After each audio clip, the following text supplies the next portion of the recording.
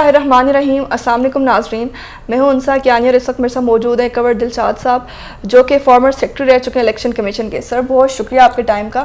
سر سب سے پہلے میں آپ سے یہ پوچھنا چاہوں گی, فورن فنڈنگ کا جو کیس چل رہا ہے نومبر 2014 سے لے کے اور اب تک اس کیس کی تقریباً 60 سماعتیں بھی ہو چکی ہیں, اور یہ بات اب تک جو ہے نا ہے کہ یہ الیکشن کمیشن اس کیس کو سن بھی سکتا ہے کہ نہیں. اب تک یہ چیز چل رہی ہے 60 سماعتوں کے بعد بھی. تو کیا کوئی واضح قانون میں شک موجود نہیں ہے جو اس چیز کا فیصلہ کر سکے کہ اس کو الیکشن کمیشن دیکھ بھی سکتا ہے کہ نہیں؟ دراصل یہ اصولی طور پر تحریک انصاف نے کے پاس جو فارغ فنڈنگ کے بارے میں ان کے ایک فاؤنڈر ممبر تھے اکبر اس بابر, جب انہوں نے اس پر باقاعدہ جب کیس دائر کیا الیکشن کمیشن پاکستان میں اگست 2014 میں, تو اس وقت تحریک انصاف نے اس کو بڑا لائٹلی لیا, اس کو سنجیدگی سے نہیں لیا, اور اس کا انہوں نے ایک رسمی سا جواب داخل کروا دیا, اور میں نے وہ جواب سارے پڑھے ہوئے ہیں. تو اس پر پہلا ان کا پوائنٹ آف ویو یہ تھا کہ الیکشن کمیشن جو ہے جب فارن فنڈنگ ہو یا پر سیاسی جماعتوں کا فنڈنگ کا مسئلہ ہو, جب ان کے پاس چارٹر اکاؤنٹنٹ جو ہے وہ جمع کروا دے, تو پھر الیکشن کمیشن پاکستان اس کو انٹیروگیشن کرنا, جانچ پڑتال کرنے کا مجاز نہیں ہے. وہ جیسے بھی آئے اپنے فائلوں میں بند کر دیں. ان کے ذہن پہ کسی نے یہ بات ڈالی تھی. تو میں نے سارے اس وقت بھی میں نے ڈسکس کیا تھا تحریک انصاف کی میری ملاقات عمران خان صاحب اس زمانے میں ہمیں بار بار کسی نہ کسی مسئلے پر انوائٹ کرتے تھے, بلاتے تھے. تو انہوں نے ہم سے بھی پوچھا, ہم نے کہا ظاہر ہے کہ اس پہ الیکشن کمیشن پاکستان کی ثوابدید پر ہے کہ وہ اس پہ جانچ پڑتال کرے یا نہ کرے, یا اس کو جو بھی آپ نے جمع کروائے ہیں اس کو جاب کو تسلیم کر لیا, ان کی ثوابدید پر ہے. اب لیکن اگر کوئی شکایت کرتا ہے کہ اس میں بے قاعدگی ہو گئی ہے, بے ضابطگی ہو گئی ہے, پھر الیکشن کمیشن اس کی شکایت پر غور و خوض کر سکتا ہے. بہرحال وہ ان میں جمع ہوتا کیا, ان کے وکلاء نے عمران خان صاحب کو بڑا مس گائیڈ کیا, مس لیڈ کیا, اور انہوں نے کہا کہ جی الیکشن کمیشن کے پاکستان کے پاس اختیارات نہیں ہیں. تو وہ اس کے بعد انہوں نے الیکشن کمیشن کو پہلے تو 6 مہینے اسی میں آپ نے بحث کرتے رہے کہ جی آپ کی اختیارات ہی نہیں ہیں. الیکشن کمیشن آپ نے جواب دیتا رہا جی ہمارے اختیارات ہیں. لیکن بہرحال وہ جب بعد میں جب الیکشن کمیشن نے اپنی فائنڈنگ دے دی کہ ہمارے پاس اختیارات ہیں, ہم سن سکتے ہیں, تو وہ اس کو لے انہوں نے مختلف ہائی کورٹس میں انہوں نے کیس کو نظر ثانی کے لیے درخواست جمع کروائی. پہلے انہوں نے اسلام آباد ہائی کورٹ میں کیا, اس کے بعد سندھ ہائی کورٹ میں کیا, لاہور ہائی کورٹ میں کیا. وہ جگہ جگہ اس کو اسٹے لیتے رہے کہ جی الیکشن کمیشن سننے کا مجاز نہیں. وہ ان کا پوائنٹ آف ویو درست نہیں تھا. وہ اس لیے کہ ہمارے ساتھ بھی جب پارٹی کے رہنماؤں نے, عمران خان صاحب نے جب ہم سے بات کی, تو ہم نے کہا دیکھیں ایکٹ بھی دیکھیں, رول بھی دیکھیں. تو رول میں لکھا ہوا ہے کہ الیکشن کمیشن جانچ پڑتال کرنے کا مجاز ہے. لیکن بہرحال ان کے اپنے وکلاء کی ٹیم ہوتی ہے. بعد میں یہ کیس تقریباً 1.5 2 سال 3 سال اس طرح سے ہائی کورٹ میں گھومتا رہا. تو پھر ایک اہم کیس اس طرح سے ہوا ہے کہ حنیف عباسی صاحب نے عمران خان صاحب کے خلاف ایک سپریم کورٹ آف پاکستان میں انہوں نے ایک درخواست دائر کر دی اسی فارغ فنڈنگ کے حوالے سے. تو سپریم کورٹ آف پاکستان نے کہ چیف جسٹس ثاقب نثار صاحب نے پوری ہیئرنگ سنی, کوئی 1.5 2 ماہ انہوں نے بھی لگا دیا, اور اس کے بعد انہوں نے یہ ججمنٹ دی کہ الیکشن کمیشن آف پاکستان سننے کا قانونی اور عینی طور پر مجاز ہے, اور وہ اپنے ذرائع سے اپنے انویسٹیگیشن اپنے مختلف اداروں سے کروا سکتے ہیں. اب یہ معاملہ سیریس ہو گیا. الیکشن کمیشن آف پاکستان نے اس پر ایک کمیٹی مقرر کر دی. وہ اپنے الیکشن کمیشن کے آفیسران پر مشتمل تھی, اور ان سے کہا کہ آپ اس کے بارے میں انکوائری تفتیش کریں, جانچ پڑتال کریں. تو انہوں نے state bank of Pakistan, FIA, اور اس کے ساتھ ساتھ اکاؤنٹنٹ جنرل پاکستان اور آڈیٹر جنرل آف پاکستان سے ریکویسٹ کی کہ بھی آپ ہمیں اس میں معاونت کریں. اب جو کہ 3-4 ادارے بیچ میں شامل ہو رہے تھے, جو 3-4 ادارے بیچ میں شامل ہو گئے تھے, تو 1.5 سال لگ گیا اسی سلسلے میں, جس میں الیکشن بھی آ گئے. تو وہ اب اس کے ساتھ ساتھ جو معاملہ جو ہے, لیکن الیکشن کمیشن کی جو انکوائری ٹیم تھی اس کو بھی تحریک انصاف نے مختلف ذرائع سے ان کو چیلنج کر دیا. اچھا, انہوں نے کہا کہ جی آپ کمیٹی سننے کی مجاز نہیں. بھائی میری سمجھ میں نہیں آ رہا تھا کہ بھئی ایک جب قانونی سپریم کورٹ اور پاکستان نے بھی کہہ دیا سننے کے مجاز ہیں، سب high court, Sindh high court, Lahore high court, Islamabad high court, سب نے ریجیکٹ کر دیا تمہارے موقف کو، تو آپ خاموشی سے سیریسلی اپنے مقدمے کو فائٹ کریں، لیکن نہیں ہوا۔ اب یہ جو اب چیف الیکشن کمیشنر صاحب بھی 5 دسمبر کو ریٹائرڈ ہونے والے ہیں، کیس بھی 5 سال ہو گیا، ان کی ساکھ بھی مجروح ہوتی نظر آ رہی ہے کہ آپ نے فیصلہ ہی نہیں کیا، تو اب انہوں نے کل 1 اکتوبر کو اس کی ہیئرنگ کی۔ اب یہاں بھی ایک دیکھیں حیرانگی کی بات ہے تحریک انصاف کے، انہوں نے 4 درخواستیں جمع کروائیں کہ جناب آپ نے 6 مہینے پہلے ایک اسٹیٹ بینک آف پاکستان کی رپورٹ جو تھی وہ میڈیا میں کیسے ڈسکلوز ہو گئی، آپ اس پر انکوائری کروائیں۔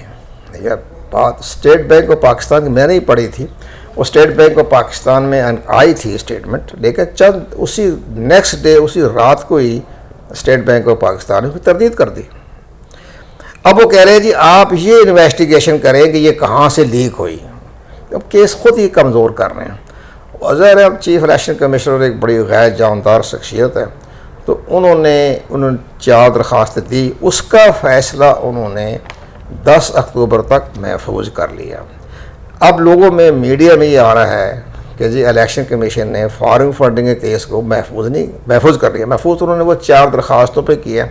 اب 4 درخواستیں جو ہیں میری نظر میں، بادی نظر میں، ہماری ناقص رائے کے مطابق، کیونکہ معاملہ الیکشن کمیشن کا ہے، تو ہم یہی کہہ سکتے ہیں کہ ہمارے نقطہ نگاہ سے وہ ریجیکٹ ہو جائیں گی۔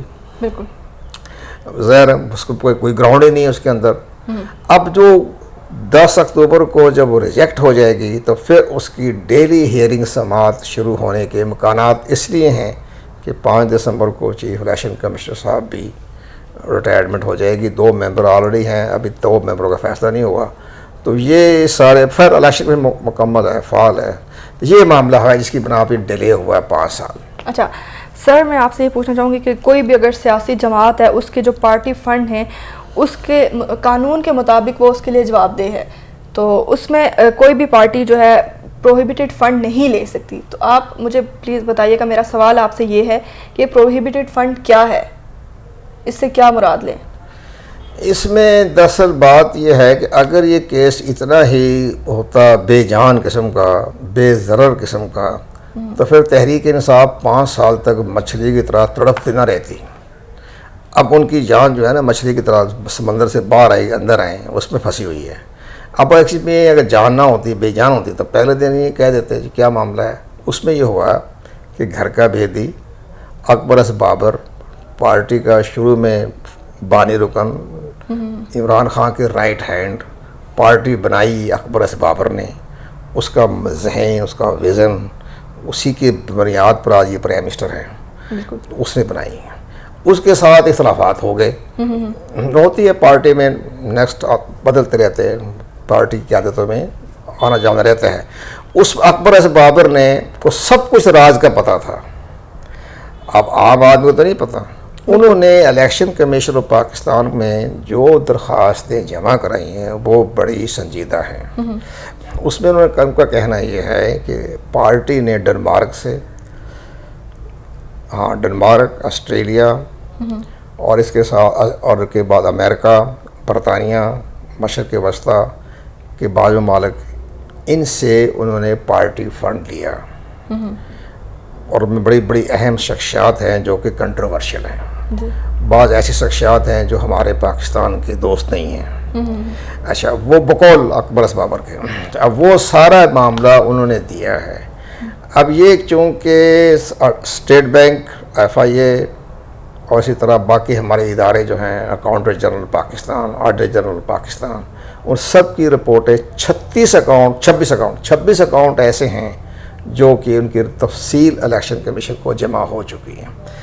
اسی طرح بعض ایک کنٹروورشل شخصیات بھی ہے، وہ جیل میں ہیں انڈیا، اس میں برطانیہ میں، عارف نقوی صاحب، تو ان کا بھی آصف علی زرداری نے کسی حوالے سے نام دیا تھا، تو لیکن بہرحال اس کا تو ہم نے کہیں ذکر نہیں سنا، عارف نقوی صاحب کا کیا کردار رہا ہے، لیکن آصف علی زرداری نے کہا تھا کہ یہ بھی پارٹی فنڈنگ میں ایک بڑا اہم شخصیات شامل رہی، جو آج کل منی لانڈرنگ کیس میں جیل میں ہیں، لندن میں۔ یہ ساری چیزیں ہیں، لیکن بہرحال ہمیں تو عارف نقوی کے بارے میں مجھے زیادہ علم نہیں ہے، تو مجھے آصف جرداری کا میں حوالہ دے رہا ہوں، لیکن نہ میرا خیال ہے اس نے بھی حوالہ نہیں دیا، اکبر ایس بابر نے بھی، لیکن بہرحال یہ سارے معاملے چل رہے ہیں۔ اب معاملہ میں یہ بتانا چاہتا ہوں آپ کے وساطت سے، آپ کے ٹی وی جو ہے یوٹیوب چینل چل رہا ہے، کہ یہ معاملہ بہت سیریس ہے۔ اس پہ ہم نے بہت کالم لکھے، ہم نے پوری بتایا، ابھی چند ہفتے پہلے بھی ہم نے الرٹ کر دیا تھا کہ یہ صورتحال ٹھیک نہیں ہے۔ اس میں سب سے پہلی بات یہ ہے کہ تحریک انصاف کے جو وکلاء جو ہیں اس کو سنجیدگی سے اس لیے نہیں لے رہے کہ ان کو کوئی گائیڈ لائن نہیں مل رہی صحیح معنوں میں، لیکن اب معاملہ یہ ہے کہ اب تو ان کے ہاتھ سے بات چلی گئی ہے۔ چیف الیکشن کمیشنر کا فیصلہ آنے والا ہے، وہ یہ ہوگا کہ اگر ان کے خلاف فیصلہ آ جاتا ہے، میرٹ پہ فیصلہ ہوتا ہے، بڑے بڑے صحافیوں نے بھی لکھا ہے، ہم نے بھی لکھا ہے، تو جو الیکشن ایکٹ 2017 اس کا سیکشن 212 اس میں واضح طور پہ لکھا ہوا ہے کہ اگر کوئی پارٹی غیر ممالک سے فنڈنگ حاصل کرتی پائی گئی تو وہ پارٹی آرٹیکل 17 کے تحت کالعدم قرار دی جا سکتی ہے۔